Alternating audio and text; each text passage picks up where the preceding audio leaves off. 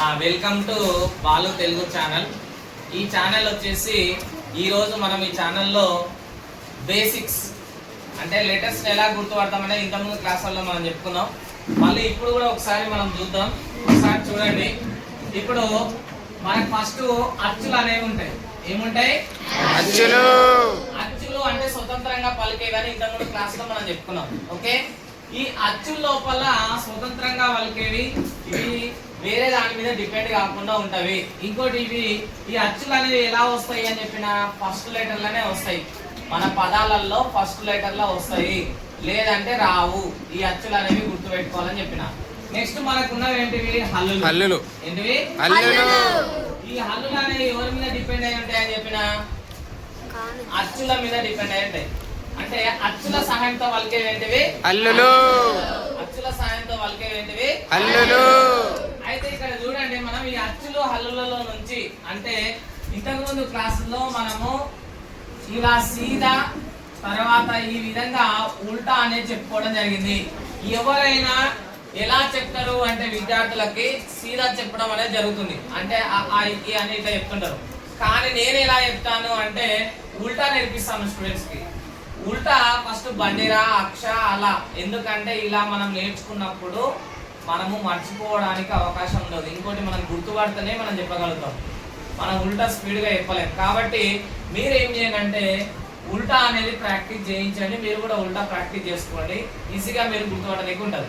అయితే మనము పదాలతోటి అడిషన్ అచ్చులతోటి హల్లులతోటి ఏ విధంగా చేస్తామో ఒకసారి చూద్దాం.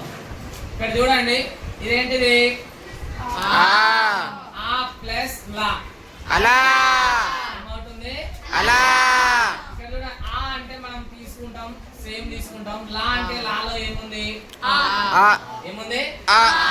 నెక్స్ట్ ఇక్కడ చూడండి, కా ప్లస్ డా ప్లస్ వా ఏమవుతుంది? స్టూడెంట్స్ ఫస్ట్ మనము ఏం చేయాలంటే ఈ ఇండివిజువల్ గా ఉన్నటువంటి అక్షరాలను గుర్తుపట్టాలి. కా డా వా. ఏమొస్తుంది? మనం ఒక్కొక్క అక్షరాన్ని మనం యాడ్ చేసినప్పుడు మనం దాని పలకరిక అనేది నేర్చుకోవాలి. తర్వాత ఇవి 2 అక్షరాల్లో ఈ విధంగా తీసుకోవచ్చు. 3 అక్షరాలు ఈ విధంగా 2 అక్షరాలు ఇది, 3 అక్షరాలు ఇది. నెక్స్ట్ 4 అక్షరాలు చూడండి. ఇదేంటిది? దీని కింద రాయొచ్చు మనం. కా అంటే ఏముంది? ఆ. మళ్ళా డా అంటే ఏముంది?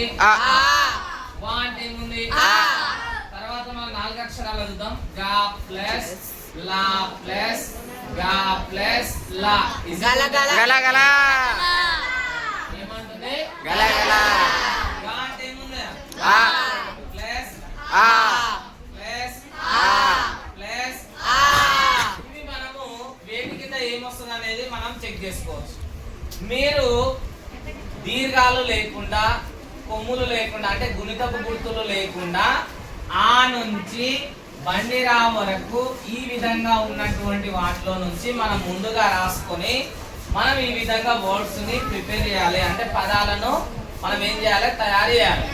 ఇలా మనకు పదాలను తయారు చేయడానికి రావాలంటే ఫస్ట్ మనకు గుర్తుపట్టడానికి రావాలి.